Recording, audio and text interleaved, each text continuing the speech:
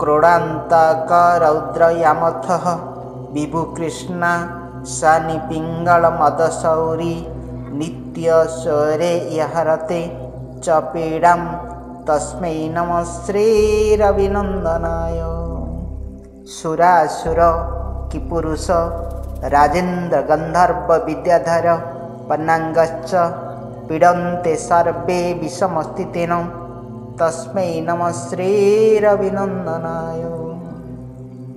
नर नरेन्द्र पशवो मुगेन्द्र वन्यश्चया कीट पतंग भृंगा पीडन्ते सर्वे विषमस्थितेन तस्मै नमः श्रीरविनन्दनाय।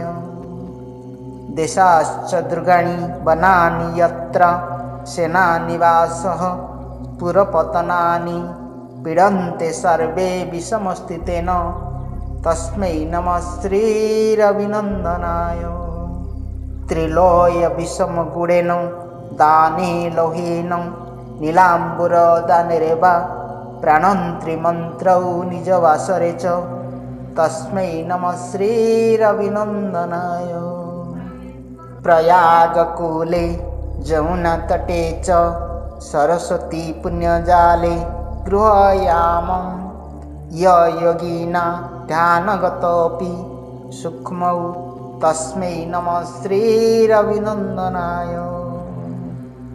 अन्यप्रदोषे स्वगृहो प्रविष्टे स्वदीयवारे च नरसुखे स्यात् गृहायागतो यन पुनः प्रयाति तस्मै नमः श्रीरविनन्दनाय।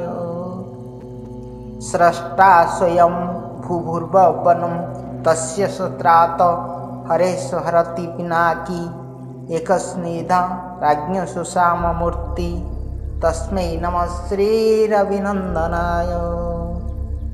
शनिष्टकं यः प्रयति प्रभाते नित्यसुपुत्रो पशुबान्धवश्च पठेतु सखा भुवि भुवायुक्त प्राप्नोति निर्वाणपदतदन्ते।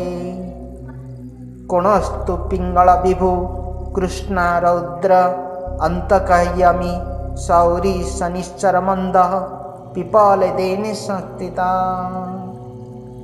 एतानि दशनामानि प्रातः रात्रायाः पठते शनिश्चर कृतपीडा कदाचित् न भविष्यति। इति श्री श्री ब्रह्माण्डपुराणे श्री श्री शनिश्चर स्तोत्रं सम्पूर्णम्।